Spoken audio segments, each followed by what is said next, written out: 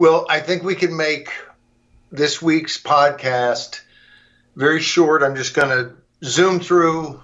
The news is interesting, but it can be summarized this way.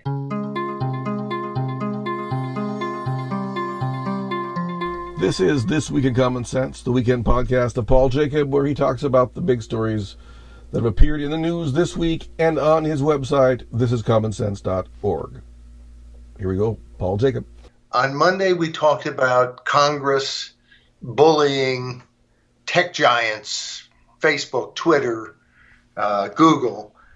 And of course, I'm not any big fan of those tech giants. In fact, I've gotten rid of my Twitter account. But this will be next month. They're going to be called again through Congress and put on the hot seat and bullied, in essence, for the third time, I believe, in the last 5 months since the election. And that's what our Congress does. They bully people, trying to get them to censor other people so that they can squelch speech in America. Now, meanwhile, we're not paying attention, as we learned on Tuesday, to the fact that China, the Chinazis over there running that country of 1.4 billion people, have all kinds of influence in the United States. They've established these Confucius Institutes. We've found all kinds of people, professors on the payroll, getting money, not reporting it to the United States government as by law they're supposed to. We found a New York City police officer, higher up, but not the chief, who was on the payroll of the Chinese Communist Party, which I call the Chinazis because they're not really communist. They're really about go make some money. We're kind of a criminal fascist gang, and we run the town. And by the way, don't anyone anywhere speak out. And so we talked a little bit about the fact that Biden has pulled back a Trump executive order, and it was one of many that were all pulled back at once. But, maybe this is one that shouldn't be pulled back, that we should know the influence that's being exerted on U.S. campuses. And we've talked many times, Tim, about what's happening in Australia, where there's a lot of Chinese students and where campuses, it's tough to say anything that's not pro-Chinese unless you want to be shouted down. And the administration of different universities, this has been true in the U.S., it's just Australia is ahead of us, unfortunately for them, on this particular thing. But we've had incidents in the U.S. where someone making a statement about what the Chinese are doing in Hong Kong, stomping on people there, or in Xinjiang, with the Uyghurs and what they did with Falun Gong and continue to do and so on. But as people point that out and say, hey, wait a second, they're being pushed by not only the CCP, but by their own university that is becoming more and more excited about the money that's coming from ultimately the CCP. So that's kind of interesting. And of course, the CCP isn't the only group out there trying to silence folks. There's also Senator Richard Blumenthal from Connecticut. Of course, you might remember Blumenthal, close observers of politics, because he was the Attorney General in Connecticut. He ran for the U.S. Senate, won. He's a Democrat. He won the primary, won the election. Didn't seem to be any big deal. But of course, he's the same Democrat who for years talked about his service in Vietnam, and then it turned out that he had no service in Vietnam. These are the people who run our country. These are the people who run our country. I mean, it's just, but what he wants to do is he wants to stop anti-vaxxers from being able to say things on social media. It's all this, if it's not the accepted party line, like we live in Soviet Russia or communist China, or today, Chinazi China. This is a really insane view that the answer to everything is to shut everybody up, to stop everybody from speaking, to end debate about issues of science or medicine or politics. That's the opposite direction of finding the truth.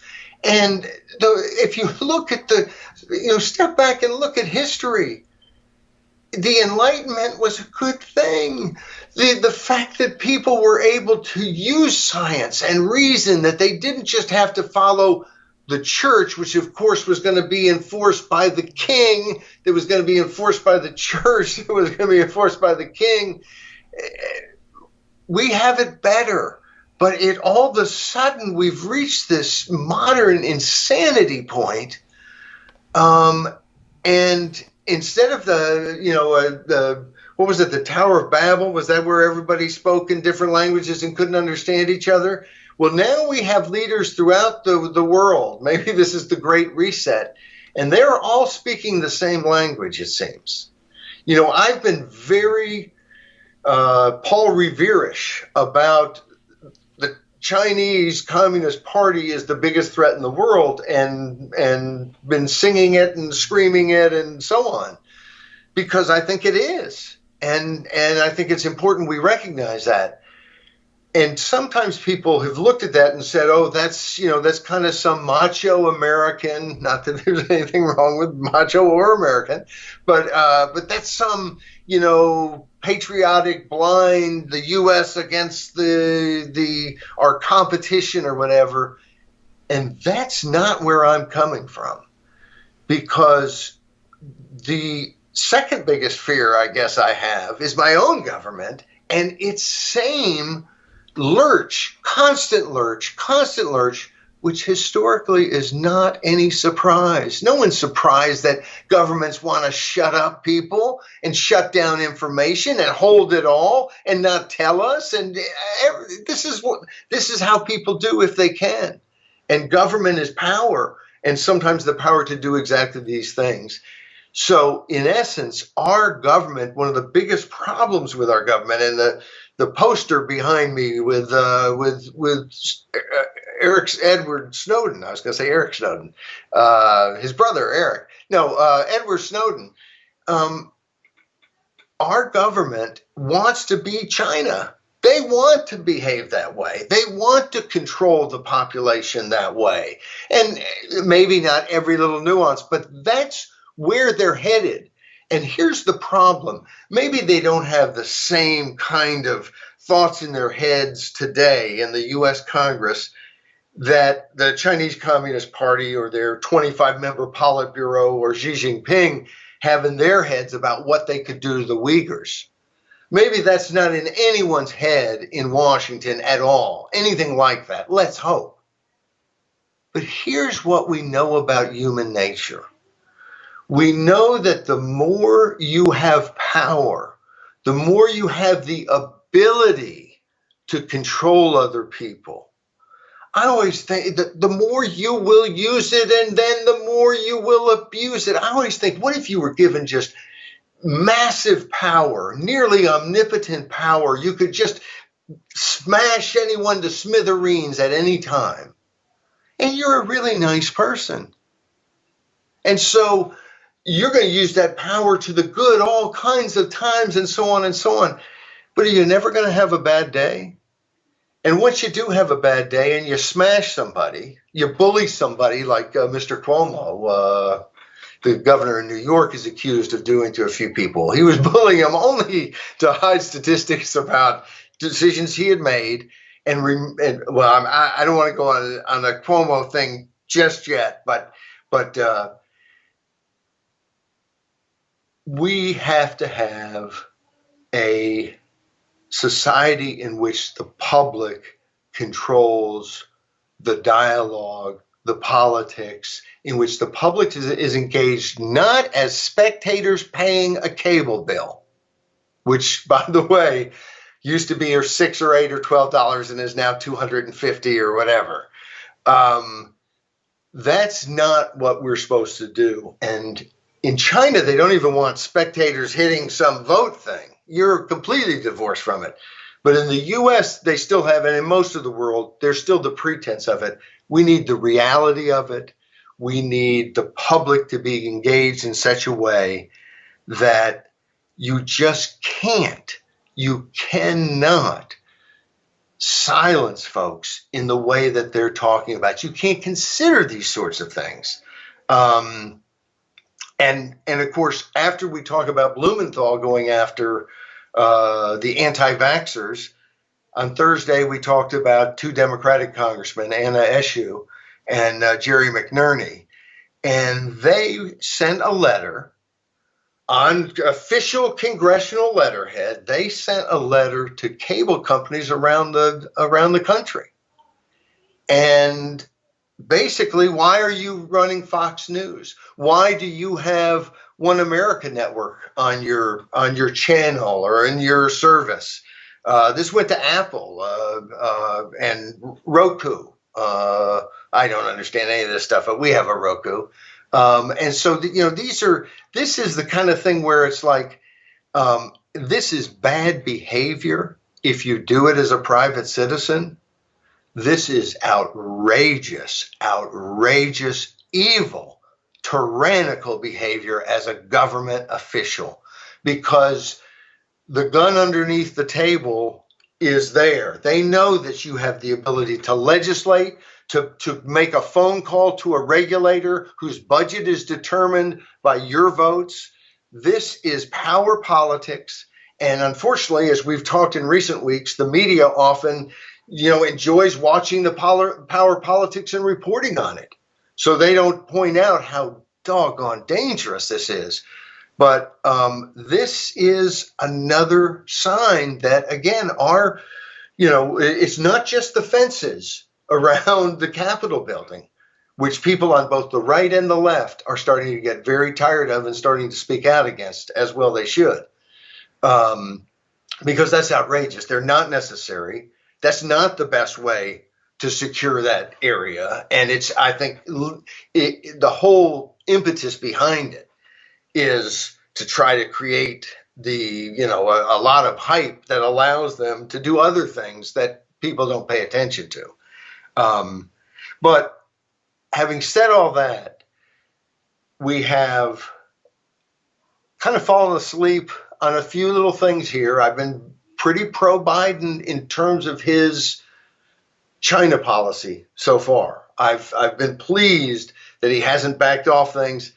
Here's one where he has backed off and needs to do something. The Confucius Institutes and monitoring what they're doing at U.S. universities, especially because you've seen all kinds of wrongdoing in terms of people not following the law about filing reports and being public when they're at a public university handing secrets to a foreign power that has 1 million or maybe 2 million people in concentration camps. I just, some of us have a problem with that, and it is the law.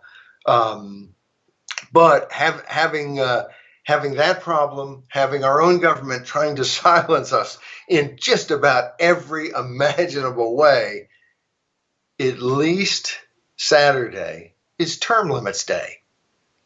And you may think I'm totally kidding because, of course, we don't have term limits on Congress and we desperately need them. But we do have term limits on the president. February 27th, 1951 was when the 22nd Amendment was ratified and gave us presidential term limits. Washington did it. He stepped down after 2 terms. First president, set the example, a very small r Republican action, limiting power. And that held for 142, nearly 150 years, till FDR in 1940 ran for and won his 3rd term. With the Depression and government gaining all kinds of power. Interesting that was when you saw that limitation, that tradition fall by the wayside. And I think any good tradition that you want to keep, you want to put in the Constitution. And we need to put congressional term limits, of course, in the Constitution. There's a lot to celebrate. 15 states have state legislative term limits. 36 states have gubernatorial term limits. We have term limits in 9 of the 10 largest cities in the country, and in thousands of officials, hundreds of cities, maybe 1,000 or more. So there's been a lot of growth, but the problem is doing it for Congress, and they're not going to limit themselves. So U.S. term limits, as people who either get the email or went to thisiscommonsense.org on Friday, has launched a campaign to have a term limits convention. The states, 34 of them, 2/3, can call for a convention. They set it up, they propose an amendment, and then it takes 38 states, 3/4 of the states, to ratify that amendment. And we need that. The truth is we need more than that, but we desperately need some holding ground to not allow Congress to be as professionalized and career-oriented as it is. And, the debate on term limits, we can continue to have it. It's fun because the pro-term limit side wins and wins again and wins again. It is one of the most unifying issues in politics today and for decades. Doesn't matter if you're on the right, left, in between, Democrat, Republican, partisan, not so partisan. People love the idea of people not monopolizing seats of power. We have government power because why? Well, because we're afraid of private power. We're afraid that, so-and-so will get a gang together and all of a sudden our neighborhood's terrorized. That's why we want to unite together, a lot of us, so that we have enough collective power to make sure private power centers can't overwhelm us, and we can have rule of law and a nice civilized place to live. And gee, who knows? Free market, they'll think of other fun things to occupy our time and then to secure some of our money.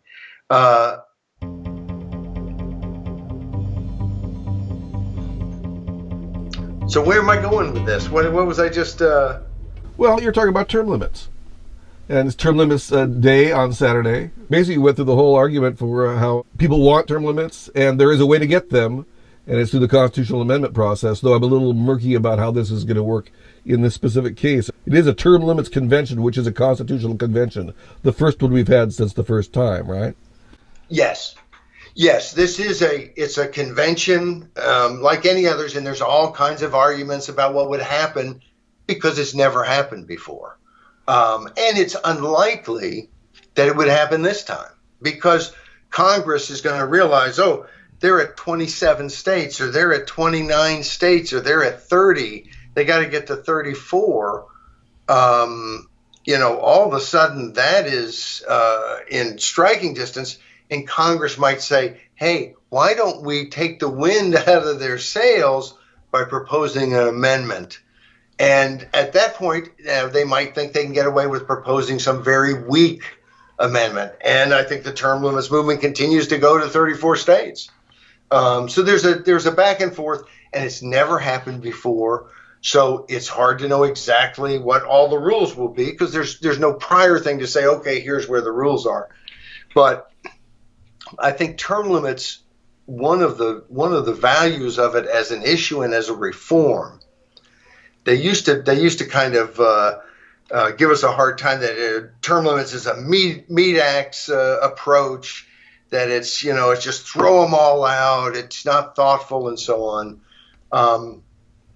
But the truth is with reforms, the key is that they're transparent, that people see what's going to happen, and that those in the back rooms of the Capitol can't do something to play some games with them.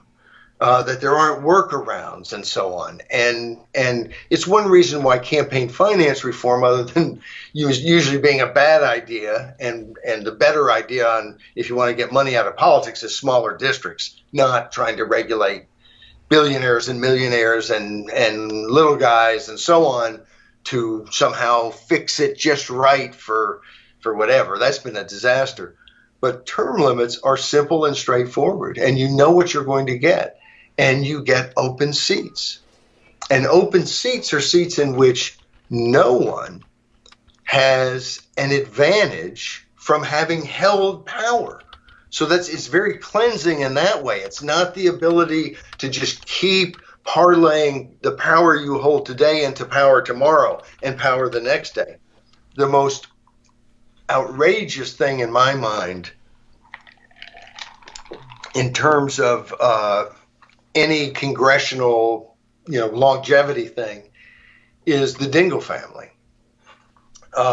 John Dingell, who served from Michigan for 60 years, something like that, 59, 60 years, representing a suburban Detroit area district.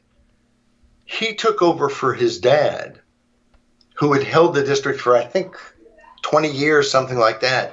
His wife, now he's passed away now, but his wife now holds that district. So a Dingell has held that district for closing in on a century. One family, 3 people, a century of controlling that district. And, I don't particularly like his politics. I guess if I just thought he was the greatest and they all 3 were just the most wonderful people ever, maybe it would color my view of it. That's just not a good thing. It's not a good thing for anyone. And it's why when you think about it, there's all kinds of different constitutional provisions and laws and debates that happen throughout the history of this country that are important and that colored how things move forward and, made us more free or less free or what have you. But I think perhaps the biggest of all of them was Washington stepping down after 2 terms. Had Washington decided he wanted to be president, I mean, the truth is, had Washington decided he wanted to be king, he probably could have, made it happen. He certainly could have made a heck of an effort toward it, and especially if he's willing to share power with the nobles. But that's not what he wanted to do.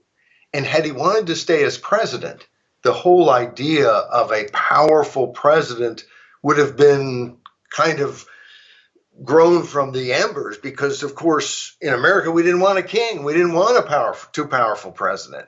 And yet there was a recognition that you did need a functioning government. These were business-oriented, savvy guys who wanted to do well in the world, and they didn't, they wanted a government that functioned and didn't get in the way. Anyway, had Washington been more of a Fidel Castro, America wouldn't be here. Wouldn't be here for us. Wouldn't be here for the rest of the world. But he wasn't, and that's huge. It's the sort of thing that I think can make a big difference. It also, one of the things I like about term limits is it encourages people, I think, to move up and not. Good people will get stale in the same position term after term. And in our present system, running for another office when you're an incumbent and can hold that seat is a very risky thing to do. Well, you went through the week pretty fast. I did. Record time, 25 minutes or so, less than 25 minutes probably. Wow. Any questions? Yeah, I do have some questions, actually. I knew you. I started to say that, and I did say it. But as I started to say it, I thought, oh, no, Tim's going to ask tough questions.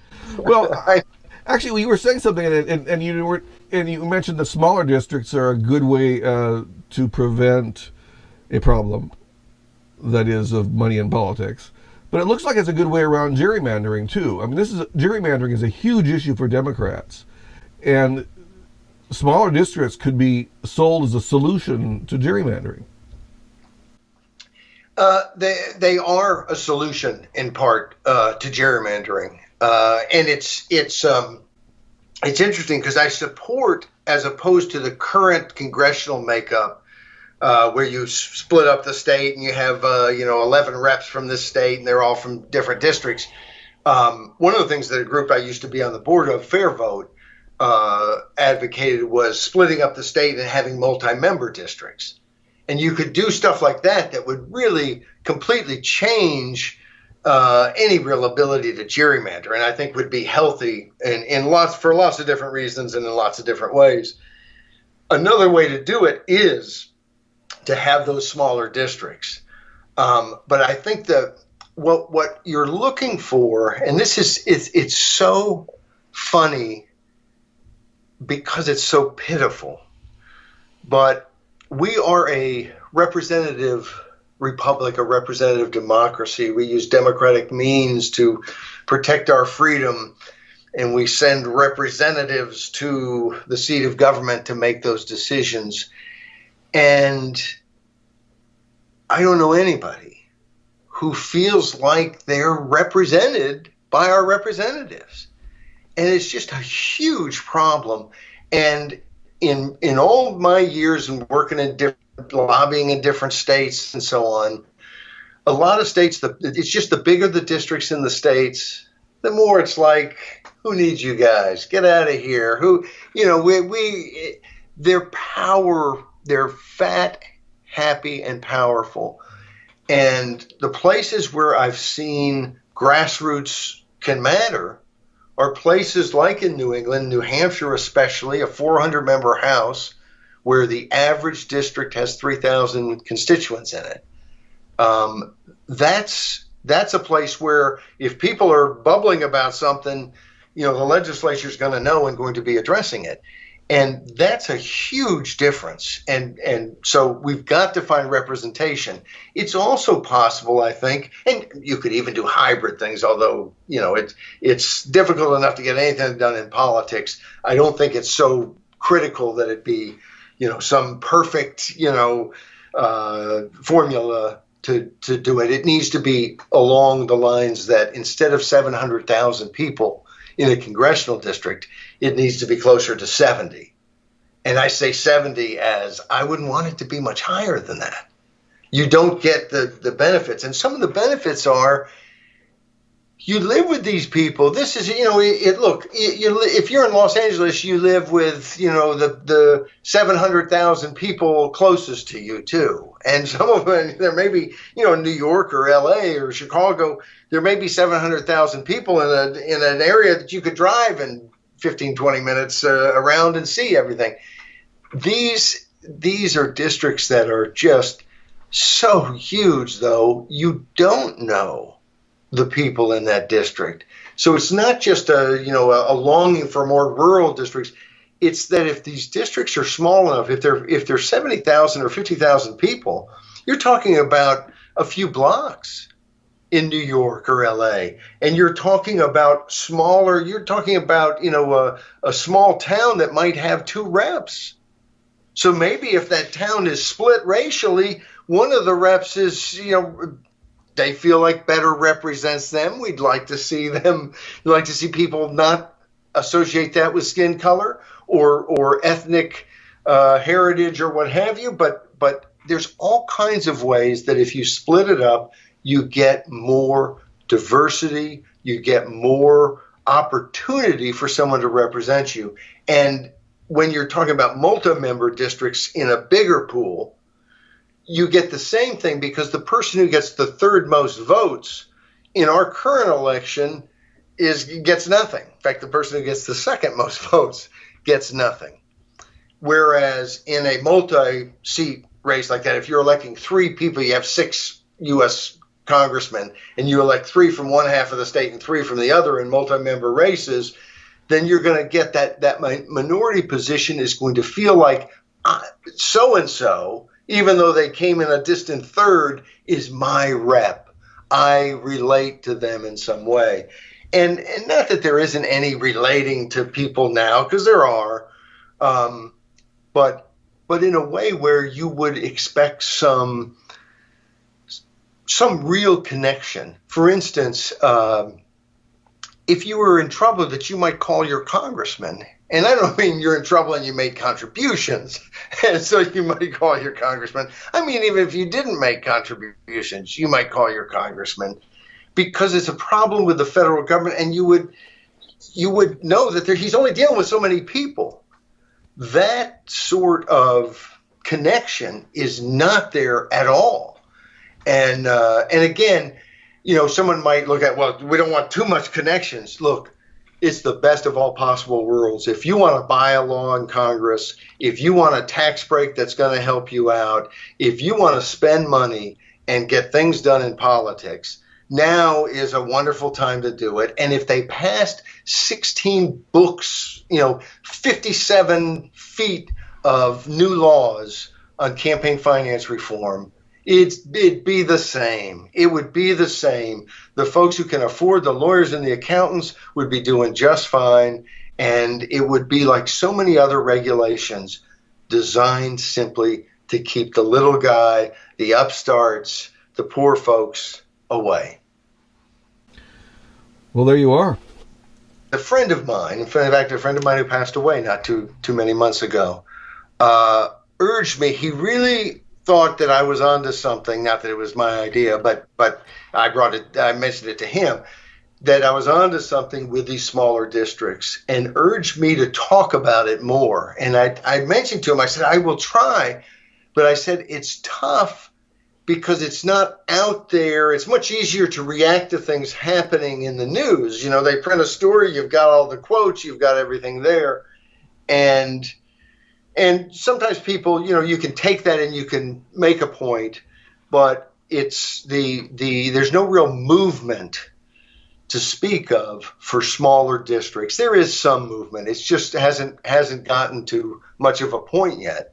But we do need to find ways to talk about it more, because I think it's the most simple and straightforward path to a system in which you're actually getting represented. And I have to say, as someone who just loves term limits in every way, shape, and form, all good, no downside. Someone once, sometimes people ask, well, what about if we lose someone good? And I always say, well, when that happens, let's look at it. So anyway, but I think smaller districts, term limits won't do enough. It will, I think, revolutionize in many ways. It will create huge open seats. I was going to mention earlier, every year Michigan, which has the shortest, strictest term limits in the country, has the most competitive elections. Since they passed term limits in Michigan with the toughest term limits, every year, every time, every cycle, they're the state that has the most competitive elections, closest, most seats. I don't think they ever have a seat that isn't contested. I mean, that's so. Anyway, I don't know why I went on that tangent at that moment, but I meant to say that earlier. So to appeal right now, Democrats would have a different reason to go for smaller districts that is more representatives. That's what you're really saying, is more representatives. Smaller districts than Republicans would. Republicans are out of power, so they might like to hear something like, well, the power of AOC would be diluted if there were more people to compete with her in the Congress itself. Whereas Democrats would be what I said before, the gerrymandering issue would be less of an issue. Yes. And so that's one. And the money issue. And the money issue. So that's two huge issues that Democrats allegedly say they're against. I actually don't believe them. I don't think they care one bit. I mean, some regular Democrats do, but politicians like the money in politics, and they like gerrymandering. I don't believe there's any reason to believe otherwise. They just know that normal Democrats don't like those two things, so Democrats talk about them. Republicans do that same thing, of course. I mean, if you could elect the Republican base or the Democratic base, both would scare you on some issues, but they do believe in those things, I think, whereas the politicians' issues are a means to an end.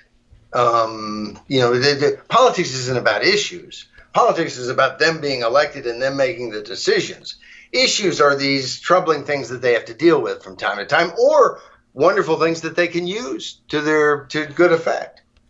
Well, that brings me around to what we started with, which was suppression of alternative ideas. That is, suppression of dissent, suppression of opinion. Where did all this anti-free speech mania come from? I mean, that's sort of a question. I sort of think that it was laid ground in the environmentalist movement with settled science.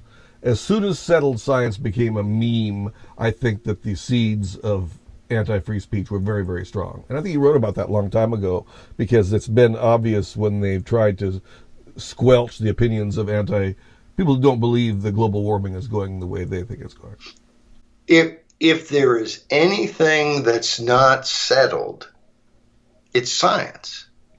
To say, I mean, the whole idea of science is to constantly test and to prove the hypothesis. Maybe it worked the first 200 times you did the experiment. Let's do it 201. And so to say settled science is sort of insane. But I think you're right a lot on that. It seems to me that there's also the ability to, this fear, like the whipping up all the fear of conspiracy theories. And it's, part of the problem with conspiracy theories and part of the problem with free speech is the desire to clamp down on it. I think people trust the media less and less and less for all the right reasons, because the media will lie to us. Is lie too strong a word? No, it's not. But it's not always lies in the sense of there were 10 things that happened and we lied and said there were 5. It's more lies in the sense of it's always a certain narrative, and if this story doesn't fit the narrative we're pushing, oops, that story doesn't exist. I mean, this last election, where the 4th largest newspaper in the country has a bombshell that turns out to be true and accurate, and it is just, they're like deplatformed, and this is an aggressive effort to hide the truth. And media, Twitter, other outlets can say, well, we didn't know. Well, you behaved horribly for a situation you didn't know. We've gone into, we did several scripts where we talked about the fact that not only did the media lie and cover up the truth, they then invented or helped old hacks from the CIA and the NSA invent this ridiculous story that this was Russian disinformation, which they just made up. I mean, they just made it up. So that's when you want to just make up the news, it gets very irritating if people can just say whatever they want. Yeah. And it's like, what was this app recently? Clubhouse or something, I think was the app, and it got loose in China, and some people were adding Clubhouse in China, and then were conversing freely, because I guess somehow they thought freely. I'm not so sure that it ended up being freely, unfortunately. But and immediately, you hear all these people talk about, well, they've gained a lot of wealth. I'm sure that the people are very pro, CCP, and the truth is, boy, the complaints just flew. And so every indication is, when allowed to speak out, no, the Chinese don't like living in a surveillance state where they have no freedom. They do like nice stuff, and they like food, but you know what? Nobody else created that. They work to get those things. And so just like in our own society, if we think that we've got cars and microwaves and whatever the latest gadget is, because the government's, that's not who created those things. And in fact, if they get out of the way, maybe all those things would happen faster and cheaper and better. And there is a role, but the role isn't in creating those things or in allocating those things. The role is in protecting the creation and the allocation and the enjoyment, protecting other people's freedom to live as they want, not to dictate how they live. And that's where term limits comes back into it, in the sense that we want people making these decisions who are one of us, who don't view themselves as separate and part of this political class making the decisions for all the unwashed flyover masses and so on. We want people in there who are thinking, well, this is gonna be tough on businesses. I know, I'm gonna be back running a business here in a few years, or this isn't gonna help at the university hospital where I practice medicine when I go back and am practicing full time. And of course, anyway, it's the whole concept of government, and it's one of the other things I love about the issue of term limits, is that I think it focuses people more than any other popular issue in my lifetime on the basic concept of government of the people, and that we aren't looking for government to be experts and superstar legislators who work and fight through the night against special interests to write just the perfect law that makes everybody happy and their kids all go to college and become doctors. It is basically someone who goes and takes their time to bring their community's input on decisions that we make in common, so that everybody can go live their own life and find their own road to happiness. That's what we want people to do. And that's why being part of a community and not being a big shot politician in your own mind is really more important than your brilliant knowledge of how to write a press release and claim credit for things you didn't do. Okay. Well, I'm not going to claim credit for this. This is all on you, but you did good. Under 45 minutes. Oh, wow. That's just amazing. Are we under 35 minutes? Under 45 minutes. Under 45. Well, that's good. That's still if I hadn't said 35, it would have sounded better, too. But anyway, okay. We can wrap this up. For the last week of February 2021, on behalf of Paul Jacob, my name is Timothy Virkala. You can find everything you need to know about this podcast, about Common Sense with Paul Jacob, where to go online to find podcasts, videos, and much more at thisiscommonsense.org. See you next time.